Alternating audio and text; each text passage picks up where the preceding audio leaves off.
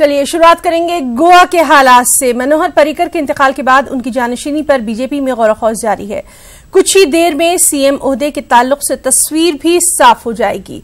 नितिन गडकरी और दीगर लीडरों से मीटिंगों के बाद Goa BJP legislative party leader के नाम का ऐलान कर दिया जाएगा। जराये की अगर माने तो उसके मुताबिक गोवा में नए वज़ीर-ए-आला की हलफबरदारी तकरीब पीर को होना है और प्रमोद सावंत का नाम वज़ीर-ए-आला की रेस में सबसे आगे बताया जा रहा है। और वहीं कांग्रेस की अगर बात करें तो कांग्रेस की 14 रुकनी वफ्द ने गवर्नर मृदुला सिन्हा से खास मुलाकात की है। कांग्रेस ने गोवा में हुकूमत साजी का दावा पेश कर दिया है। कांग्रेस ने हुकूमत साजी के लिए मतलूबा आदाद होने का दावा किया। तो हमने बताया कि हम मेजोरिटी फ्लोर पे मेजोरिटी प्रूव करेंगे कि हमको भी पता है 19 नंबर होना चाहिए और हमारे पास है। हमको मौका यही तो इसीलिए तो हमने मांगा है ना, हमको पहले मौका दीजिए, हम फ्लोर पे मेजोरिटी। वहाँ विनय तेंदुलकर ये दावा कर रहे हैं कि 2 बजे तक सीएम पद की चर्चा हो जाएगी और 3 बजे तक स्वर्ण इन करेंगे, शपथ लेंगे। इस पर क्या कहेंगे? इसके बारे में हमको पता नहीं है, लेकिन as a single largest party हमको पहले बुलाना चाहिए। चलिए आगे बढ़ेंगे और बात करेंगे पर्रिकर की।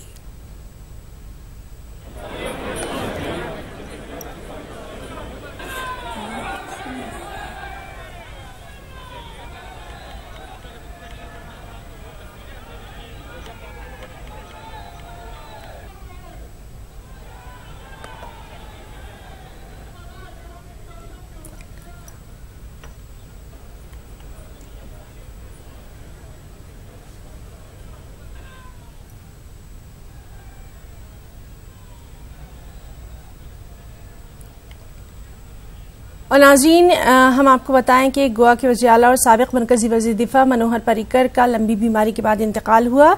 इतवार की शाम तवील अलालत के बाद गोवा के पणजी में उन्होंने जिंदगी की आखिरी सांस ली। मनोहर पर्रिकर की आखिरी रसूमात आज शाम 5 बजे अदा कर दी जाएंगी। पूरे मुल्क में एक रोज़ा सोग का ऐलान किया गया है। 7 दिनों तक गोवा में सोग मनाने का ऐलान किया गया है।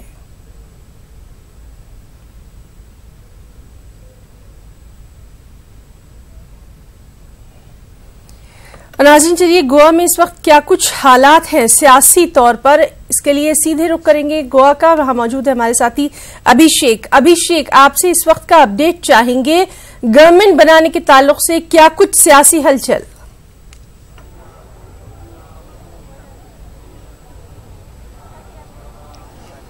देखिए, सियासी हलचल अब फिलहाल तेज है और बीजेपी ने मुख्यमंत्री के नाम का सांकेतिक नाम दे दिया है। वो डॉक्टर सावंत होंगे यहाँ पर मुख्यमंत्री और उनका आधिकारिक नाम का ऐलान होना बाकी है। फिलहाल उनके नाम पर जो कोर कमेटी है उसकी बैठक में फैसला हो चुका है और अब वही गोवा के अगले मुख्यमंत्री होंगे और इसके लिए बाकायदा रात भर मीटिंगों का दौर शुरू रहा और इसके बाद जाकर के इस नाम पर सहमति बन पाई है। और जिस तरीके से प्रमोद सावंत के नाम की बात की जाए तो प्रमोद सावंत पेशे से डॉक्टर हैं और साथ ही साथ वो इस समय स्पीकर हैं गोवा असेंबली के। और प्रमोद सावंत को एक कुशल रणनीतिकार के तौर पे भी माना जाता है। तभी सभी लोगों के नाम को लेकर के जो चर्चा हुई उसमें प्रमोद सावंत का नाम सबसे आगे आया। साथ ही प्रमोद सावंत संगठन और संघ से भी जुड़े हुए हैं, जिसके कारण उनकी दावेदारी और पक्की हो गई।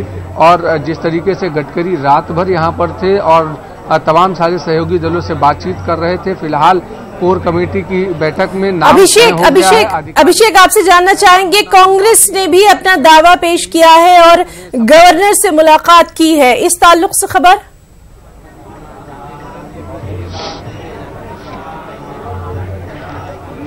कांग्रेस ने साफ किया है कि इस समय गोवा में सबसे बड़ी सिंगल लार्जेस्ट पार्टी कांग्रेस है 14 सीटों के साथ, जबकि बीजेपी इस समय 12 सीटों के साथ है। और ऐसे में कांग्रेस को सरकार बनाने का मौका मिलना चाहिए।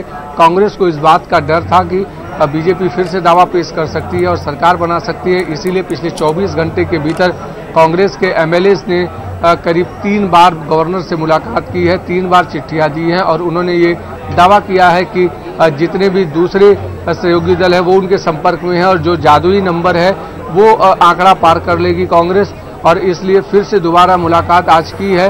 वहीं दूसरी तरफ बीजेपी ने अपने नाम तय कर लिए हैं डॉक्टर सावंत के नाम पर, तो ऐसे में प्रमोद सावंत को हो सकता है आधिकारिक तौर पर ऐलान होने के बाद 3 से 4 बजे के बीच में उनकी ओथ सेरेमनी भी करा दी जाए, जो कांग्रेस के लिए एक बड़ा झटका लग सकता है। जी अभिषेक, आपसे जानना चाहेंगे प्रमोद सावंत के बारे में, किस तरह से इनका जो पॉलिटिकल कद है वो इतना आगे बढ़ गया कि आज वो वहां के सीएम के लिए उनका नाम लिया जा रहा है गोवा में।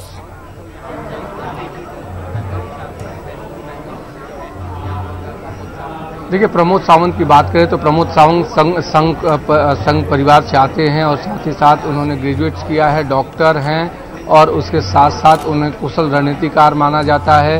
गोवा विधानसभा में स्पीकर भी हैं, तो ऐसे में सभी नेताओं के साथ लगातार वो टच में हैं और उनको सभी नेताओं के बीच में समन्वय बनाने का एक कुशल व्यक्ति के तौर पे जाना जाता है। यही वजह है कि जब पर्रिकर की कल डेथ हुई उसके बाद से लगातार कई दूसरे नाम चर्चा में थे। रात भर 4 नाम चलते रहे जिसमें प्रमोद सावंत का नाम भी था। बाद में प्रमोद सावंत के नाम पर जो सूत्र बता रहे हैं कि कोर कमेटी में मुहर लग गई है, आधिकारिक ऐलान होना बाकी है। आधिकारिक ऐलान होते ही प्रमोद सावंत गोवा के नए मुख्यमंत्री बन जाएंगे। जी, तो बहरहाल इस पूरे मामले पर लगातार हमारी भी नजर बनी हुई है। पल पल का अपडेट हम अपने तमाम नाजरीन तक पहुंचा रहे हैं। अभिषेक, बहुत बहुत शुक्रिया आपका इस तमाम तफसीली जानकारी के लिए। और आइए नाजरीन, अब एक नजर डालेंगे मनोहर पर्रिकर की हयात और खिदमत पर। एक अहद, एक लीडर। यौम पैदाइश 13 दिसंबर 1955, इंतकाल 17 मार्च 2019। 63 बरस की उम्र में हुआ इंतकाल। तवील अरसे से कैंसर में मुब्तला थे पर्रिकर। 1978 में आईआईटी बॉम्बे से इंजीनियरिंग में ग्रेजुएशन किया। आईआईटी ग्रेजुएट पहले वजीर आला थे। 1994 में पणजी असेंबली सीट से मुंतखब हुए। मुसलसल 4 मर्तबा पणजी असेंबली सीट से कामयाब रहे। इससे पहले गोवा की सियासत में किसी भी लीडर को ये एजाज नहीं मिला था। सन 2000 में पहली मर्तबा गोवा के वजीर आला बने।